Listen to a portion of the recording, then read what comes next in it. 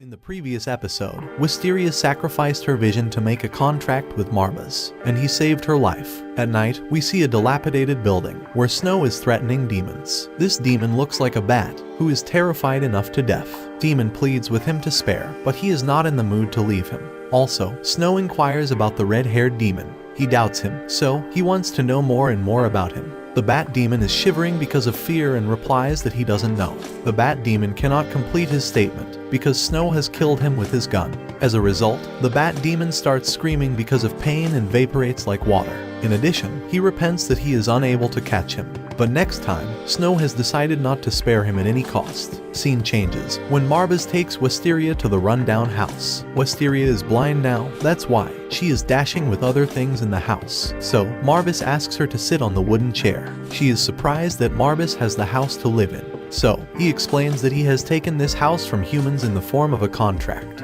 But this place is dirty and also needs to clean up. So, he asks her to mop this mess up, but she can't see things. That's why she cannot clean the house.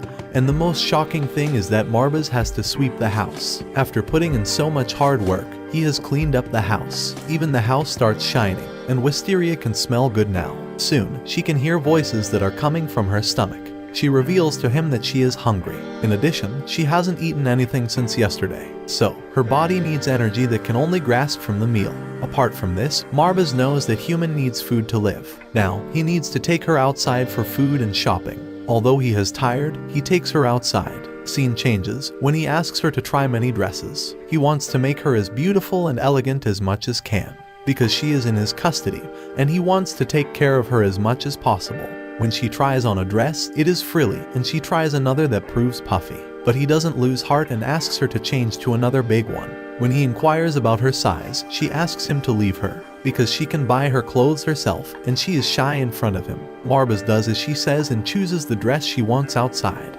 When he goes, there are several dresses, but she cannot see them. Now, she plans to call the clerk, so that he can help her to select the perfect one. Meanwhile, she is encountered by a lady, who is wearing a black dress. There is another boy with her, who is her guard. The guard knows that this girl is blind. Also, the girl in the black dress asks to be humble with a girl. She inquires about her then, and she gives her a proper introduction.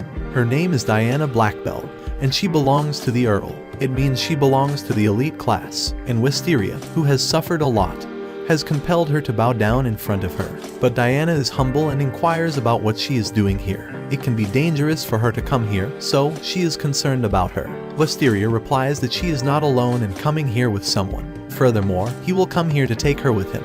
In the meantime, both decide to shop together. Diana has never enjoyed the shopping experience with another girl, so she is more excited to have a beautiful experience with Wisteria. Both have become good friends. The guard knows that it's going to be time taking. In the meantime, Diana asks him to wait and guard the dog, but he rejects her statement because he is not a guard dog.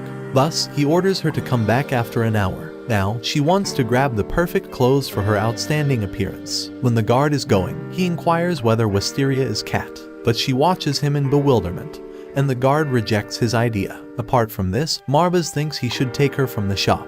He is also watching the clock in his hand, which provokes her to take her. Meanwhile, he feels the presence of another demon. The guard has transformed into a dog after coming out from the clothes shop.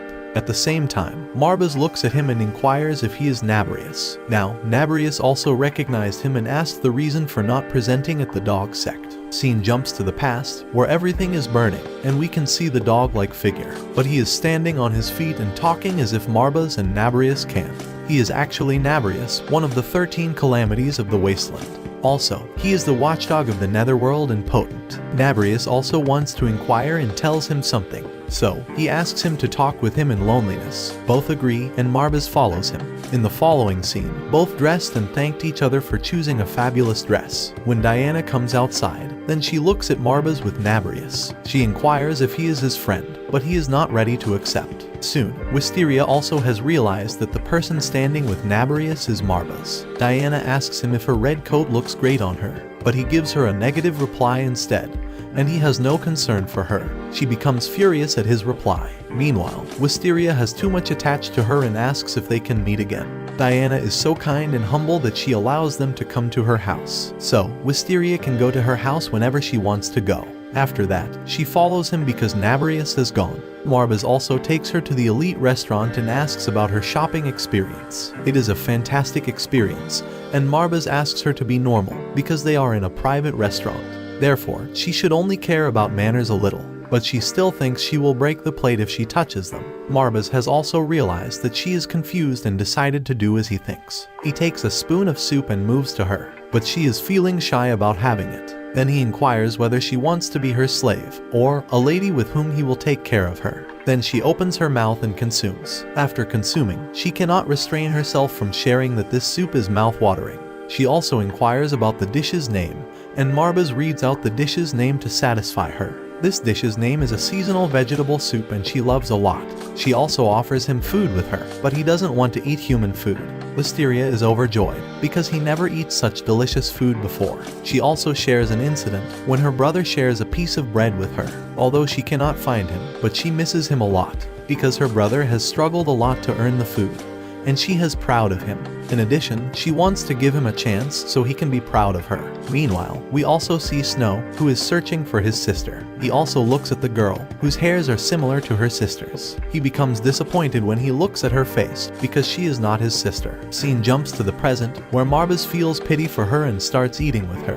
Both are enjoying this time and also having fun. After some time, Marbas looks shocked, because they have eaten all the food. Meanwhile, Wisteria starts weeping when Marbas inquires about the reason for crying. Then she reveals that no one had eaten with her. The only Marbas is the person who joined her while eating after his brother. So, she is thankful to him and wants to spend her entire life with him. But he tells her not to be so grateful, because whatever he does is for his purpose. He then discloses that he has sick of life and enough bore to death. So, he has taken her for enjoyment and is taking her as hobbies. However, he takes her very seriously, not like humans who are only 50 years old. So, he is going to spend more and more time with her and will take care of her. She is the only one who takes him out of the boredom. By listening to his words, she has concluded that he will not leave her. Marbas also has approved her words. After hearing that he is taking her as a hobby, she should be angry. On the contrary, she is happy because Marbas will not leave her. Scene changes when he wanders on the roads. Right now, Marbas is in human form, also thinking about Naberius' information.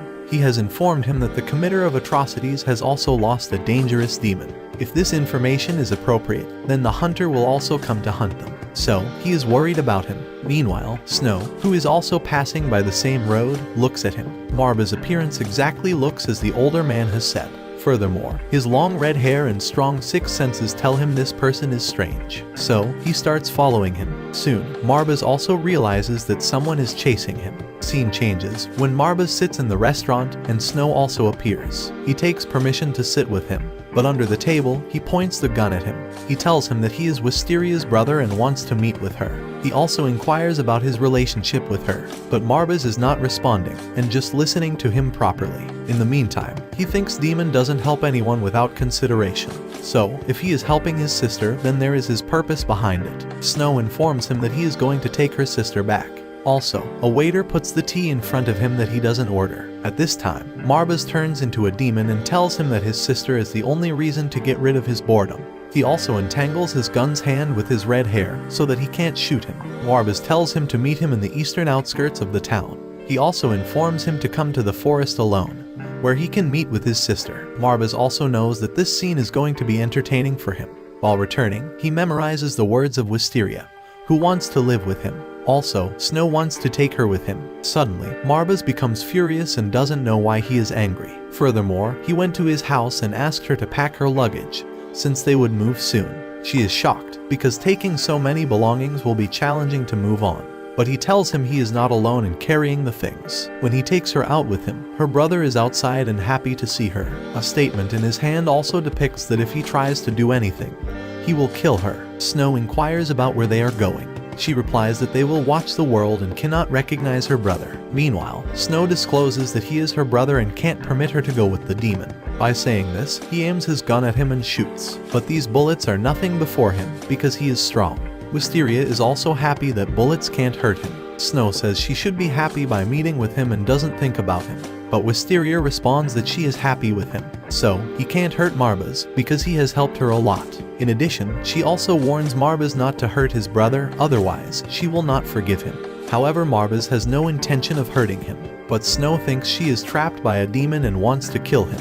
Meanwhile, Marbas also reveals the contract that she has done with him. She has given her eyes to him so that Marbles could stay with him. By hearing this, Snow gets mad because he has strict orders to kill the demon. But if a human tries to indulge with a demon, they are also involved in this crime. So, he can't let go and decides to kill him. He again aims at his gun and shoots at him continuously, but his red hairs are protecting him. Marbas is also in wrath and snatches his gun with his red hair and throws it away. But he is still shooting at him with his pistol, and Marbas holds these blue bullets with his hair. After that, he runs into the forest, and Marbas thinks he has gone. But it's not true, and he has hidden behind the tree thinking of an entirely proof plan to kill him, because all bullets are proving futile. So, he decides to kill him with a heart knocker. Heart knocker has killed the demon, but he needs to use it properly. Thus he runs in front of him to provoke him, and he has caused enough to injure him. Marbas uses his finger to create fire and burns the forest where Snow is supposed to be. But Snow is cautious and suddenly throws a holy water vessel on him.